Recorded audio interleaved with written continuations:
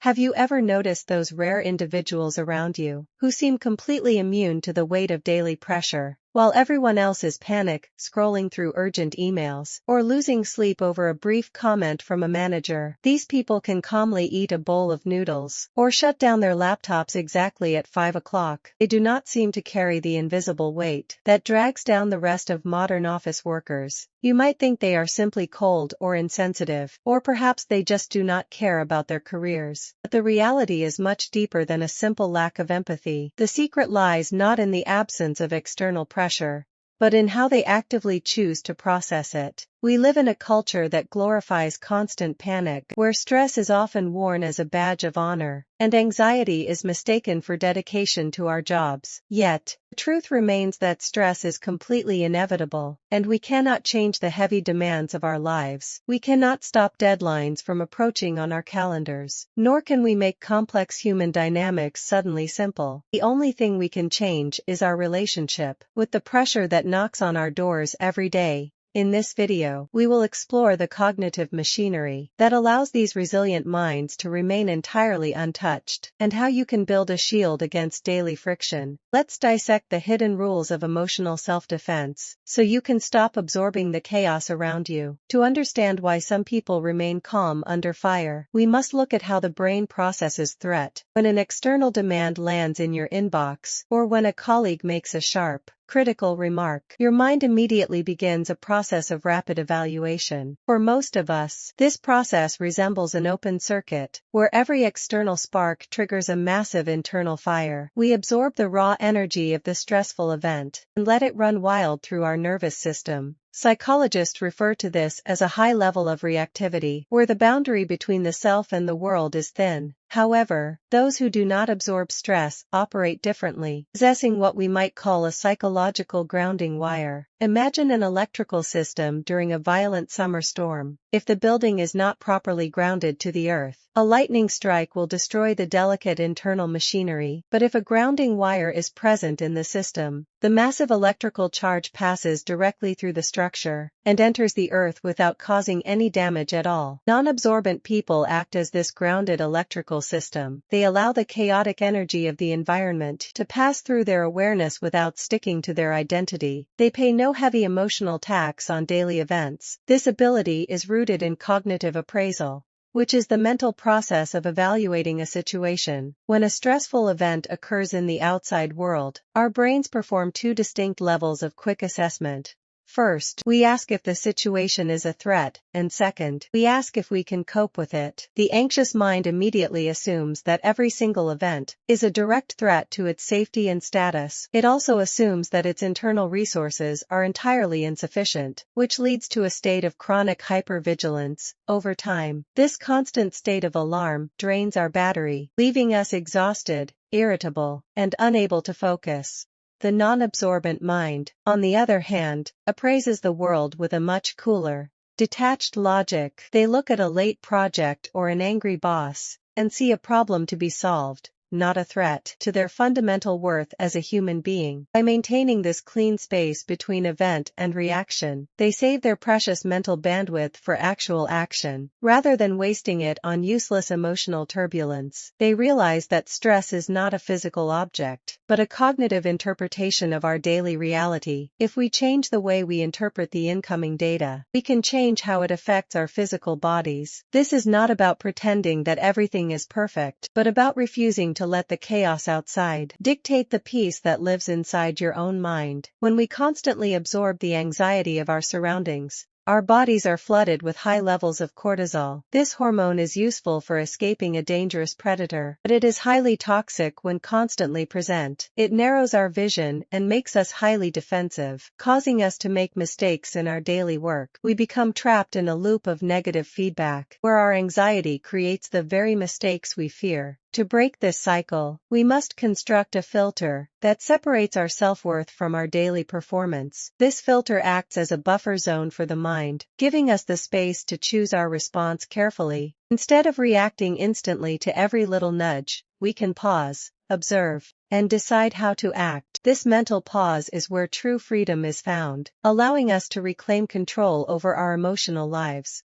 To cultivate this state of deep emotional resilience, we must first deconstruct the core traits of these individuals and challenge the myths that society has taught us. The first defining trait of a non-absorbent mind is the absolute clarity of their personal agency. They possess a sharp, internal radar that constantly separates what can be solved from what must be endured. Most people spend massive amounts of cognitive energy trying to fix things that are completely outside their control. They worry about the terrible weather on their wedding day, or the bad moods of their senior executives, or the traffic jams on their morning commute. The non-absorbent person recognizes these things as simple facts that must be carried rather than fought against. By accepting them, they save their strength for things that actually respond to their direct efforts. The second trait is the art of selective effort, which we might call strategic indifference. In a world that demands our absolute best in everything, these individuals understand the value of being average sometimes. They refuse to treat every minor email notification or every casual social interaction with intense seriousness. They reserve their peak energy for their true priorities and allow themselves to be mediocre in trivial matters. The third trait is their strict commitment to objective facts, rather than the dramatic stories created by their imagination. When they encounter a difficult situation in their day, they look only at what is tangibly happening. They do not build complex narratives of personal failure or anticipate grand conspiracies against their career. These three traits run counter to many cultural beliefs, which brings us to the common myths we must dismantle. The first myth is that caring deeply about everything is a measure of your moral character and competence. We are taught from a very young age that good students and good workers must worry constantly. If you are not stressed about a major deadline, society often assumes that you are lazy or irresponsible. But worry is not the same as productive work, and anxiety does not improve the quality of your output. In fact, chronic worry only impairs your cognitive function, making you less effective at solving the actual problem. The second myth is that you must always offer a high level of emotional labor to everyone you meet. We feel obligated to respond immediately to every message and to soothe the uncomfortable emotions of our colleagues. This creates an exhausting burden of constant emotional availability, which leaves us with nothing for our own life. We must realize that other people's negative emotions are their own responsibility to manage and resolve. You are not an emotional dumpster for the world, and you do not owe anyone your mental peace. By letting go of these heavy societal myths, we can begin to build a healthy boundary around us. We can step off the treadmill of constant performance and reclaim our right to a quiet internal world. The third myth is the belief that every bad outcome can be prevented if we just think about it enough. We engage in excessive planning and mental rehearsal, hoping to eliminate any chance of surprise or pain. This is a form of magical thinking that assumes our worry can control the chaotic nature of reality. But the future will always remain partially unpredictable, and no amount of anxiety can change that truth. The non-absorbent person accepts this fundamental uncertainty and chooses to meet the future when it arrives. They do not waste their precious present moment trying to solve problems that do not yet exist. By dismantling these three powerful cultural illusions, we clear the path for a different way of living. We stop viewing stress as a sign of success and start seeing it as a signal to recalibrate. This shift in perspective is the true foundation of a life lived with ease and clarity. To help you transition into a non-absorbent state of mind, let's explore three practical frameworks you can use daily. The first practice is called the reality separation test, which helps you clean up your daily mental workspace. Whenever a situation begins to make you feel anxious, take a piece of paper and draw 3 columns. In the first column, write down the objective facts, using only information that a camera could record. For example, your manager did not reply to your email. In the second column, write down the creative stories your mind is telling you about those objective facts. This might be the fear that you will be fired. In the third column, write down the emotional noise that belongs to other people and not to you. By laying these elements out on a physical page, you instantly stop processing stories as if they were reality. You can clearly see what requires your direct action and what must simply be accepted and left alone. The second practice is the strategy of selective energy placement, which protects your limited reserves of daily attention. This requires you to actively practice the art of mediocrity in areas of your life that do not matter. Instead of spending 10 minutes comparing options for dinner, choose the first acceptable choice and move on quickly. When you receive a non-urgent message from a colleague, allow yourself to wait several hours before you reply. Furthermore, when you feel the urge to complain to others, stop and perform one tiny, physical action.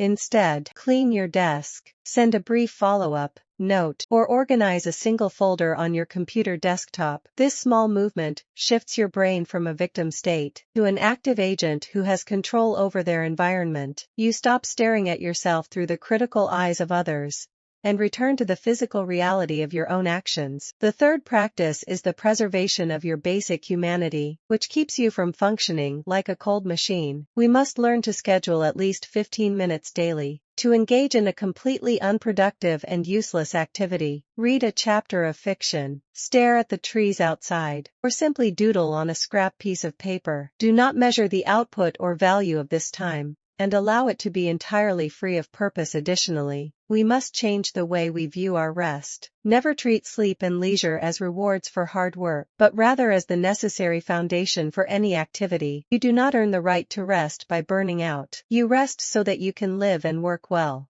By implementing these 3 simple structures in your life, you will build a strong wall against chronic exhaustion. You will begin to move through your days with rhythm, rather than being pushed around by external demands. This brings us to a beautiful philosophical paradox that lies at the heart of our discussion today. To gain true control over your mental state, you must first surrender the need to control everything. By accepting that the world is chaotic and unpredictable, you free yourself from the duty of fixing it. You no longer have to carry the weight of expectations that were never yours to carry in the first place. You do not need to rehearse every bad outcome or defend yourself against every minor criticism you receive. You can simply allow the noise of the world to pass through you like wind through the trees. When you stop absorbing the anxiety of the environment, you finally have the space to grow your own peace. As we conclude our discussion today, I invite you to ask yourself one simple question. Which burden are you carrying right now that does not actually belong to you? Feel free to share your thoughts in the comments, as it helps us build a more mindful community. If you found value in this video, please consider subscribing to the channel and sharing this with someone who needs it. Thank you for spending your time with me today, and may you find peace in your own rhythm.